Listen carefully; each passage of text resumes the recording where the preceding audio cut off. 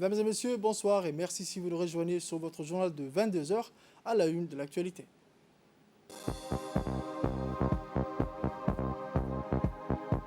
Le président de la République reçoit les lettres de créances du nouvel ambassadeur de Chine à Djibouti.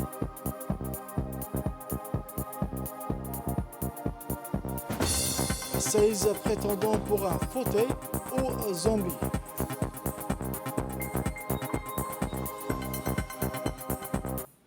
Mesdames et messieurs, merci encore de nous rejoindre sur cette édition de 22 heures.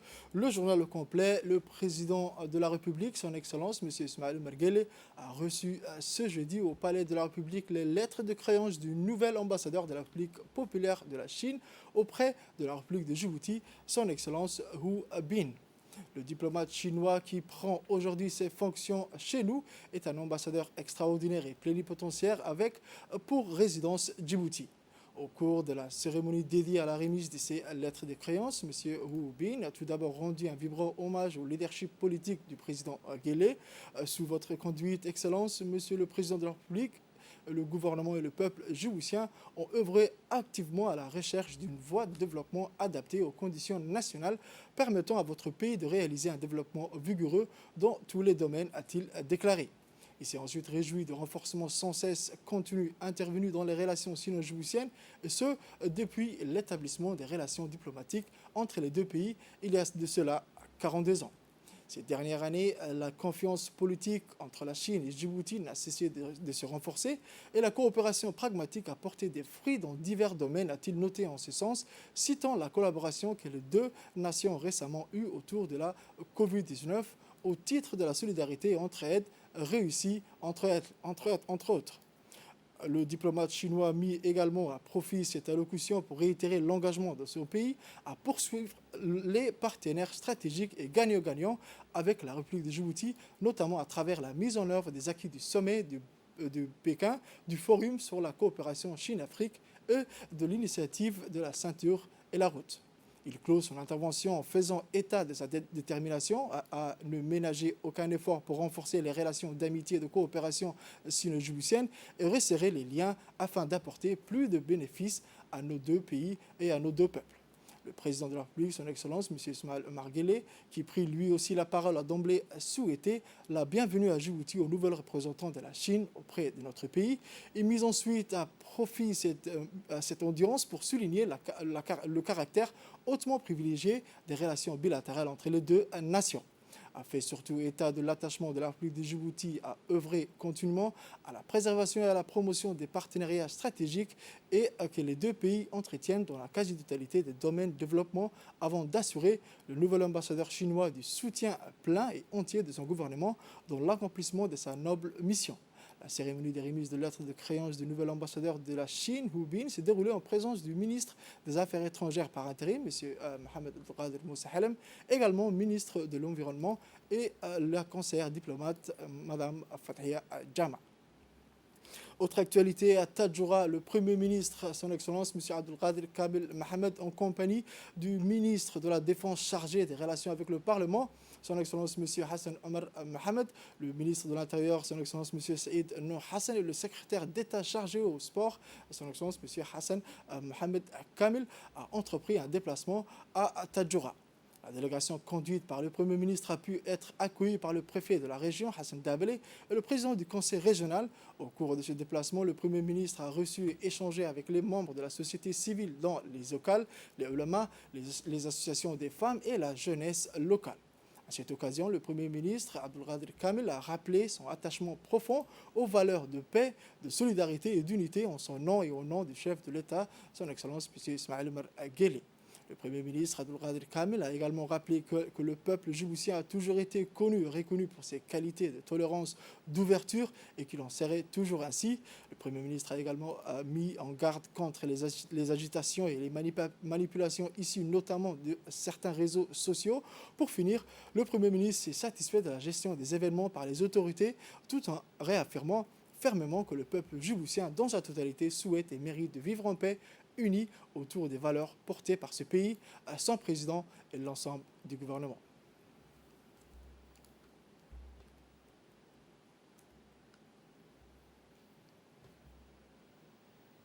Sous l'égide du ministère de l'Intérieur, le ministère délégué chargé de la décentralisation en étroite collaboration avec l'UNFD a organisé ce matin à la commune de Belhaus une conférence sur le non-violence et la paix au siège de l'UNFD qui doit durer 3 jours, le 11, 12 et 15 août.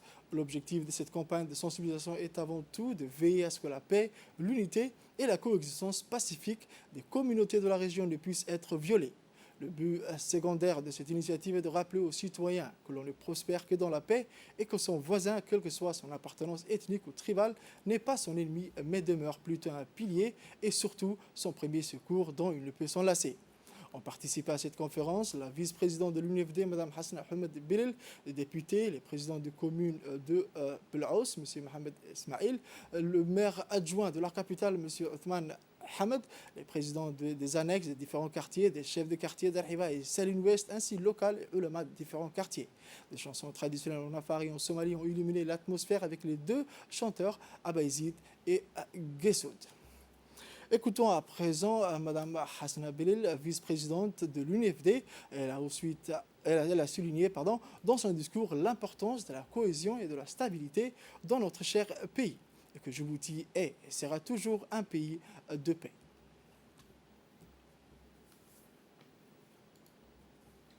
Toujours dans le cadre de la pérennisation de la paix et la cohésion sociale en République de Djibouti, les chefs coutumiers de la région des Dikil se sont réunis pour discuter et échanger sur la préservation durable de l'unité et la prospérité intercommunautaire. L'objectif de cette rencontre était avant tout d'adopter ensemble les actions de renforcement et de consolidation de la paix afin que la fraternité et la cohabitation pacifique des différentes communautés de la région ne puissent être souillées par les confrontations interethniques en cours dans les sous-régions d'Éthiopie ainsi que les troubles de l'ordre public qui se sont produits dans la capitale de Djibouti. Au cours de cette réunion, les chefs coutumiers ont dans un premier temps tenu la Fatiha à l'endroit des victimes innocentes ayant perdu leur vie dans les dernières confrontations interquartiers et adressé leurs condoléances les plus attristées à leurs familles et proches. Les locales de la région ont par la suite uni leur voix pour condamner les instigateurs de ces actes odieux ainsi que les personnes mal intentionnées appelant à travers les réseaux sociaux la population djiboutienne au soulèvement et à la haine sociale. Les chefs coutumiers ont à tour de rôle témoigné leur volonté et leur engagement de préserver la paix et le vivre ensemble au sein de leurs communautés respectives. Les Okal de Dikil ont en dernier lieu appelé la population djiboutienne à faire preuve de patriotisme afin de préserver la paix et la cohésion sociale et à demeurer vigilant face aux nuisances des réseaux sociaux. À présent, le mercredi 11 août 2021, le ministère de la Femme et de la Famille, en collaboration avec le bien WARF et INAP, a tenu des ateliers de sensibilisation de la vulgarisation de l'abondante MGF féminine dans le centre d'autonomisation de femmes de la ville blanche à Tadjoura. Pour cette journée, a vu la participation par la responsable Mme Khadiga Mohamed Ibrahim, représentant des biens WARF qui est né d'autres Ahmed Barakat Siraj, ainsi que les imams et des différents chefs-lieux de la capitale. Premièrement, à cette assise a pour principe d'évoquer que cette pratique a une très grave conséquence pour la vie de la femme et fille au cours moyen et en long terme qui doit être combattue.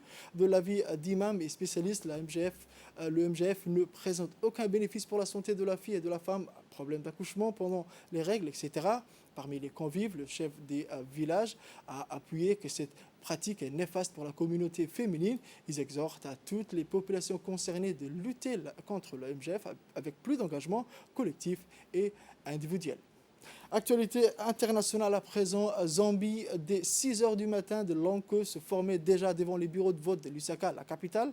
Les électeurs devront désigner leur président parmi les 16 candidats en lice. Depuis mai, les deux principaux prétendants ont battu une campagne limitée par les restrictions liées à la pandémie du Covid-19 en quête de soutien. Le vote dira qui des deux aura réussi à convaincre une population affectée par la hausse des coûts de la vie. L'inflation a grimpé de plus de 20% et la Zambie est devenue le premier pays africain en défaut de paiement depuis l'apparition du coronavirus. Les tensions avaient éclat à l'approche du vote entre partisans du Front patriotique au pouvoir et ceux de l'opposition. L'armée avait été déployée. Quelques 7 millions d'électeurs sont attendus aux urnes. Outre le président, ils votent aussi pour les législatives et les municipales. Les résultats sont attendus avant dimanche. Sport à présent, Lionel Messi n'est pas qu'un joueur de foot et le PSG l'a bien compris. Dans une des vidéos promotionnelles annonçant l'arrivée de la superstar argentine dans la capitale, le club parisien l'assimile davantage à une œuvre d'art, une Joconde de football destinée à être exhibée dans un musée. Entre les lignes se lit une évidence, le départ de Lionel Messi du FC Barcelone vers le Paris Saint-Germain n'est pas une question sportive, mais bien une question d'influence et de gros sous. À la différence de Neymar et Kylian Mbappé achetés pour plus de 400 millions d'euros à l'été 2017, le PSG n'aura pas à verser d'indemnité de transfert au FC Barcelone, le joueur est libre. Aujourd'hui, le club parisien qui se targue d'être celui de la nouvelle génération fait partie des 50 marques sportives professionnelles les mieux valorisées du monde, selon Forbes, qui place encore devant lui le Real, le Barça, le Bayern ou Manchester City, malgré le travail lent et patient des propriétaires qataris depuis le rachat du club il y a 10 ans. Messi pourrait permettre de passer un palier supplémentaire et dépasser le mastodonte historique avant la Coupe du Monde au Qatar. C'est tout pour cette édition de 22h, mesdames et messieurs. Merci de l'avoir suivi et restez avec nous pour la suite du programme.